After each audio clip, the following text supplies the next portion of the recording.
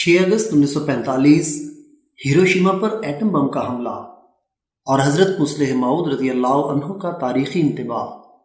ابو Nile: یاد رکھو، خدا کی بادشاہت غیر محدود ہے اور خدا کے لشکروں کو سوائے خدا کے کوئی نہیں جانتا کہ اللہ تعالیٰ قرآن مجید میں فرماتا ہے لا یعلم جنود ربک الا ہوا، یعنی تیرے رب کے لشکروں کو سوائے اس کے کوئی نہیں جانتا۔ اگر بعض کو ایٹامک بم مل گیا ہے تو اللہ تعالیٰ کے اختیار میں ہے کہ وہ کسی سائنسدان کو کسی اور نقطے کی طرف توجہ دلا دے، وہ ایسی چیز تیار کر لے جس کے تیار کرنے کے لیے بڑی بڑی لیبارٹریوں کی بھی ضرورت نہ ہو، بلکہ ایک شخص گھر بیٹھے بیٹھے اسے تیار کر لے اور اس کے ساتھ دنیا پر تباہی لے آئے، اور اس طرح وہ ایٹامک بم کا بدلہ لینے لگ جائے۔ پس جس چیز کی ضرورت ہے وہ یہ ہے کہ ان مہلک چیزوں کو کم کیا جائے، نہ کہ بڑھایا جائے۔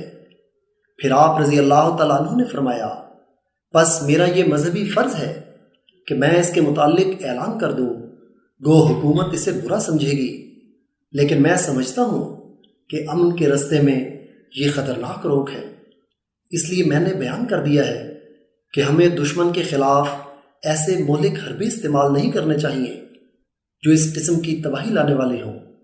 ہمارا فرض ہے، خواہ ہماری آواز میں اثر ہو یا نہ ہو، حکومت سے کہہ دیں کہ ہم آپ کی خیر خواہی کے جذبے کی وجہ سے مجبور ہیں کہ اس امر کا اظہار کر دیں کہ ہم آپ کے اس فعل سے متفق نہیں۔ الفضل 16 اگست 1945 صفحہ 3۔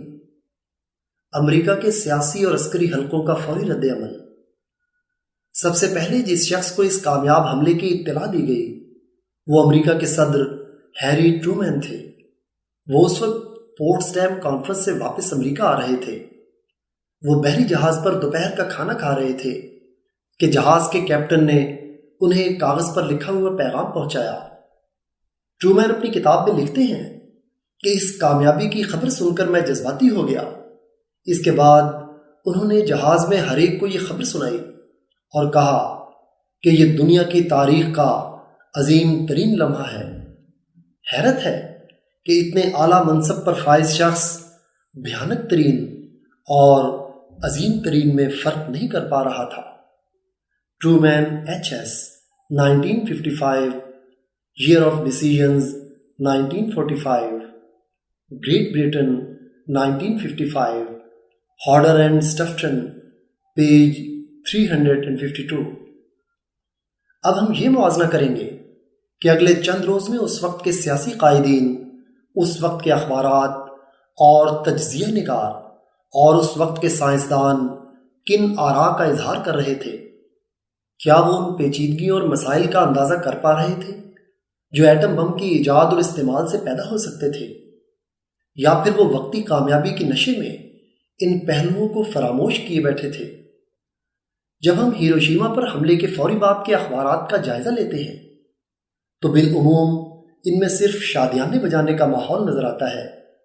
اس پہلو کا کوئی ذکر نہیں ملتا کہ اس حملے کے نتیجے میں کچھ اخلاقی حدود پھلانگی گئی ہیں اور اتنی بڑی تعداد میں بچوں اور عورتوں کا خون بہایا گیا ہے۔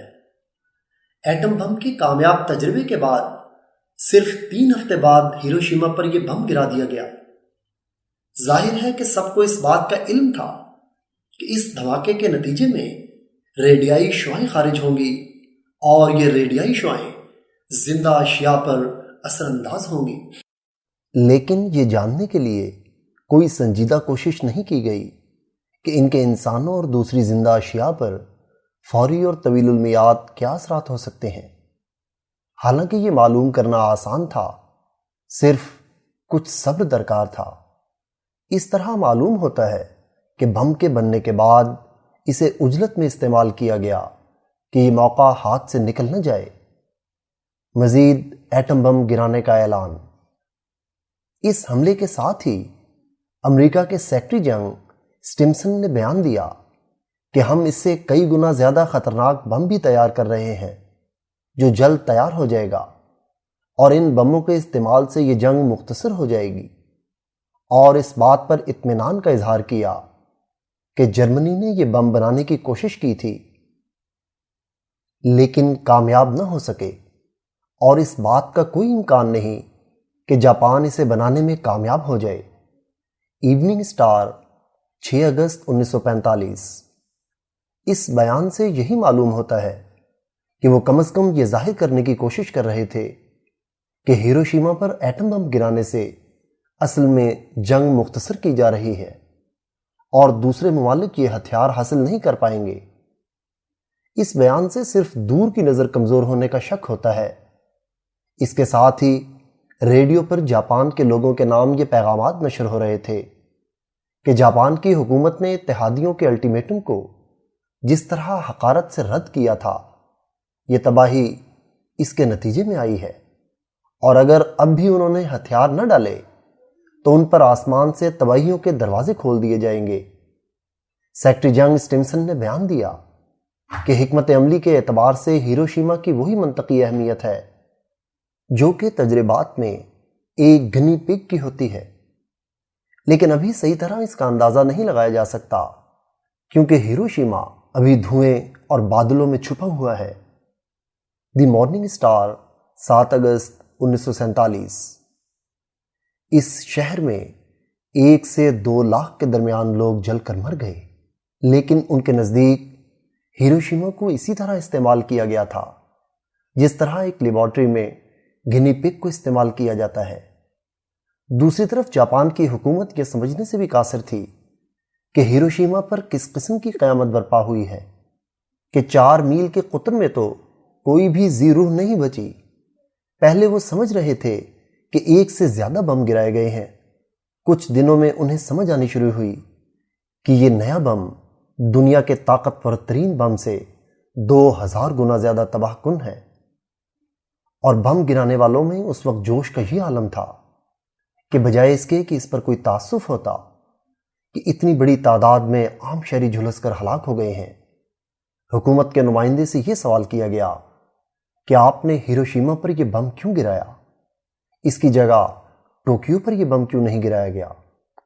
ظاہر ہے کہ ٹوکیو کئی گنا زیادہ بڑا اور گنجان آباد شہر تھا۔ وہاں پر بم گرانے کا مطلب تھا کہ کئی گنا زیادہ لوگ متاثر ہوتے اور ریڈیائی شعاعیں بعد میں بھی تباہی پھیلاتی رہتی۔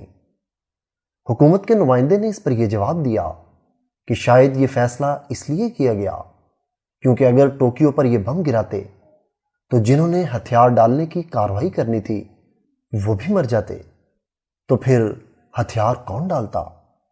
سوال اور جواب دونوں سے صرف یہ ظاہر ہوتا ہے کہ اس وقت عقلوں پر سنگ دلی اور انتقام کا بھوت سوار تھا۔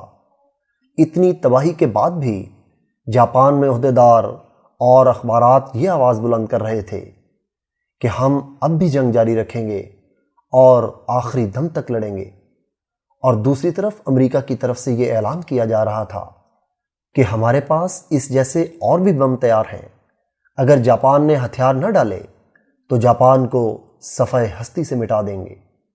دی ایوننگ سٹار، 7 اگست 1945۔ بم بنانے والوں کی خام خیالی۔ جیسا کہ پہلے ذکر کیا گیا تھا کہ حضرت مصلح موعود رضی اللہ تعالیٰ عنہ نے انتباہ فرمایا تھا کہ یہ خیال ہی بچگانا ہے کہ کوئی اور اس ٹیکنالوجی کو حاصل نہیں کر سکے گا۔ یہ سوال پیدا ہوتا ہے کہ اس وقت اس بم کے بنانے والوں کے دل میں بھی تو یہ خیال پیدا ہوا ہوگا کہ اگر دنیا میں کسی اور ملک نے یا اس سے بھی بدتر صورت میں کسی گروہ نے بم بنا لیا تو کیا ہوگا؟ امریکہ کے سیکرٹری جنگ اسٹمسن صاحب نے اس بارے میں تسلی دیتے ہوئے ایک اعلان جاری کیا کہ ہم نے امریکہ، برطانیہ اور کینیڈا میں اس بم کے لیے درکار ایندھن یعنی یورینیم کی پیداوار کے حقوق حاصل کر لیے ہیں، اس لیے پریشانی کی کوئی بات نہیں۔ اس بات کی تمام کوششیں کی جا رہی ہیں کہ یہ بم اور سائنس کا یہ نیا میدان صرف امن پسند اقوام کی حفاظت اور انسانیت کی خدمت کے لیے ہی استعمال ہو سکیں گے۔ ایوننگ سٹار، 6 اگست 1945۔ اب تک دنیا جو کچھ دیکھ چکی ہے اس کی روشنی میں اسٹمسن صاحب کے اس بیان کو بطور لطیفے کے تو پڑھا جا سکتا ہے، لیکن کوئی ہوش مند اس کو صحیح نہیں سمجھ سکتا۔ لیکن اس وقت اندھے جذبات کا یہ عالم تھا کہ امریکہ کے جنرل کارل اسپاٹ صاحب، جو کہ یورپ میں جنگ کے دوران فضائی حملوں کی مہم کے نگران تھے، انہوں نے اس بات کا افسوس کے ساتھ اظہار کیا کہ اگر ہمیں یہ بم کچھ عرصے پہلے میسر ہو جاتا تو ہم اسے جرمنی پر گرا کے جنگ کو چند ماہ مختصر کر سکتے تھے، اور اس سے جو تباہی ہونی تھی اور عام شہریوں کی جو ہلاکت ہونی تھی، انہوں نے اس کا کوئی ذکر کرنے کا تکلف نہیں کیا، اور نیوی نے نہلے پر دہلا مارتے ہوئے اعلان جاری کیا کہ جاپان کو ہتھیار ڈالنے پر مجبور کرنے کے لیے 4-5 شہروں کو تو تباہ کرنا ہوگا۔ جب سب بغلے بجا رہے ہوں تو بم گرانے والوں کے اہل خانہ کس طرح پیچھے رہ جاتے؟ چنانچہ جو پائلٹ صاحب یہ جہاز اڑا رہے تھے، ان کی بیگم صاحبہ نے یہ بیان داغا کہ مجھے اتنی خوشی ہوئی ہے کہ الفاظ میں بیان کرنا ممکن نہیں۔ میرے خاوند کے والدین تو انہیں ڈاکٹر بنانا چاہتے تھے، لیکن دیکھیں انہوں نے کیا کارنامہ سر انجام دیا ہے۔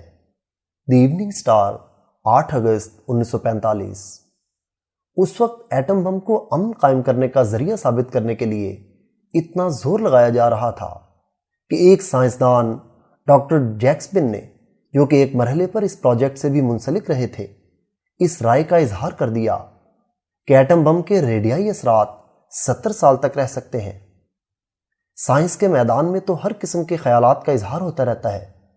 کچھ سائنسدانوں نے ان کے خیالات کی تردید کی، لیکن اس کے ساتھ حکومتی اداروں نے انہیں فون کر کے اس بات کا اندیہ بھی دیا کہ ان کے خلاف قانونی کارروائی بھی کی جا سکتی ہے۔ The evening star, 9 August 1945۔